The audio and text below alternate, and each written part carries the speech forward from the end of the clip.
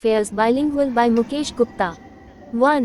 महाराष्ट्र सरकार ने कक्षा 1 से 5 तक हिंदी को तीसरी अनिवार्य भाषा बना दिया है। Maharashtra government has made Hindi the third compulsory language from class 1 to 5. 2. UNCTAD ने वर्ष 2025 में भारत की अर्थव्यवस्था में 6.5% वृद्धि का अनुमान लगाया है। UNCTAD has projected a 6.5% growth in the Indian economy in 2025. UNCTAD stands for United Nations Conference on Trade and Development. 3. Tamil Nadu सरकार ने राज्यों के अधिकारों की रक्षा हेतु एक उच्च स्तरीय समिति की घोषणा की है। Tamil Nadu government has announced a high-level committee to safeguard states' rights. 4. Haryana में वाइब्रेंट विलेज कार्यक्रम को बढ़ावा देने हेतु सूर्य देवभूमि चैलेंज शुरू किया गया है। सूर्य देवभूमि challenge has been launched in Haryana to promote the Vibrant Village program. 5. Bharat वाडा से मान्यता प्राप्त एथलीट पासपोर्ट प्रबंधन इकाई स्थापित करने वाला 17वां देश बन गया है। India has become the 17th country to set up a WADA recognized athlete passport management unit. 6. The 21st of April को विश्व रचनात्मकता और नवाचार दिवस मनाया गया। World Creativity and Innovation Day was celebrated on the 21st of April. 7.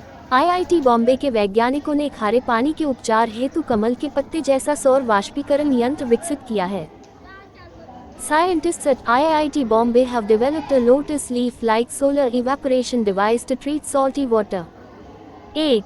विदेश मंत्रालय ने इंटरनेशनल बिग कैट अलायंस का मुख्यालय भारत में स्थापित करने की घोषणा की है। Ministry of External Affairs has announced the headquarters of the International Big Cat Alliance in India. 9.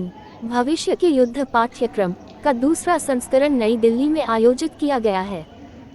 The second edition of the Future Warfare course was organized in New Delhi. 10. पृथ्वी दिवस हर साल 22 अप्रैल को मनाया जाता है। Earth Day is celebrated every year on the 22nd of April. 11.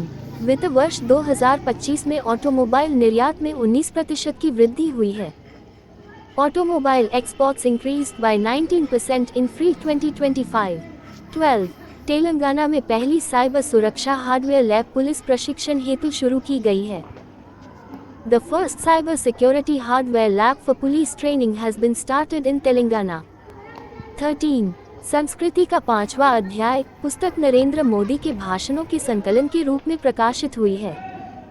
The book संस्कृति का 5वां अध्याय is a compilation of speeches by Narendra Modi. 14. Amaravati दुनिया का पहला पूर्णतः अक्षय ऊर्जा से संचालित शहर बनने जा रहा है। Amaravati will become the world's first city to be fully powered by renewable energy.